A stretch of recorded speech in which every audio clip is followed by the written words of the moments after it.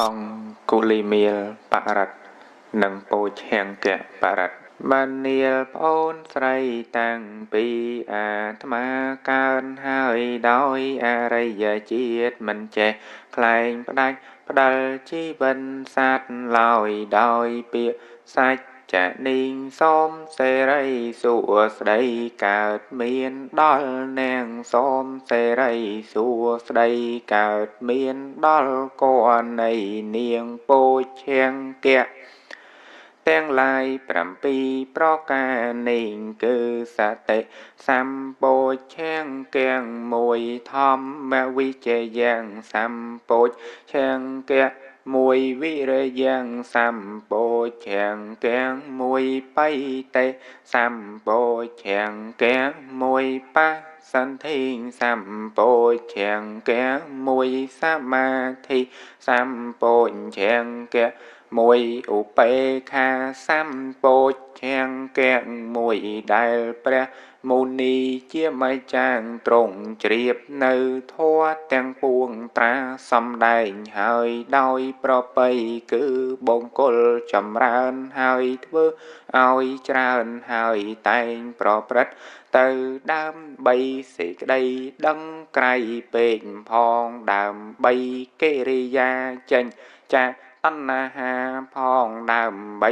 កិរិយាត្រាស់ដឹងផងដោយកិរិយាពោលនៅពាក្យសច្ចនាងសូមសេរីសុស្ដីកើតមានដល់អ្នកសពសំកាលក្នុងសម័យមួយព្រះលោកនានជាម្ចាស់ទ្រង់ឃើញនៅព្រះមកកលៀននិងព្រះក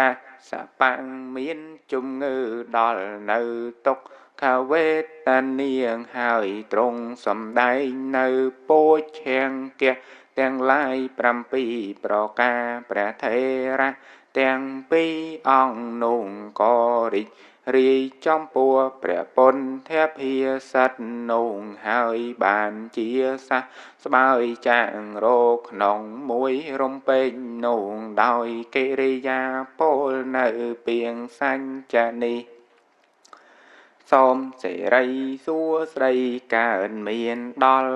អ្នកសំកាលក្នុងគ្រាមួយព្រះសម្ពុទ្ធ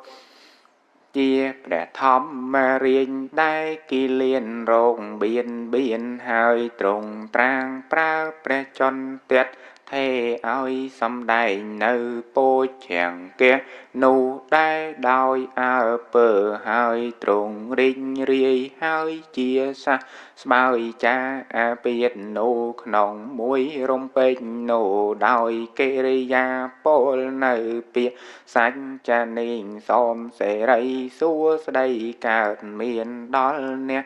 សំកាលក៏អាពាធទាំងឡាយនោះដែលព្រះអរិយបុគ្គលទាំង3ព្រះអង្គលោកជាអ្នកស្វែងរកនៅគុណធម៌ដ៏ធំលះបង់គឺថាលោកបានជាសះស្បើយហើយដល់ហើយនៅធម្មតាគឺកិរិយាមិនកើតទៀនដូចជាកិលេសដែលព្រះអរិយបុគ្គលកំចាត់បងហើយដោយព្រះអរិយមគ្គដោយកិរិយាពោលនៅពាក្យសច្ចនាងសូមសេរីសួស្ដីកើតមានដល់អ្នកស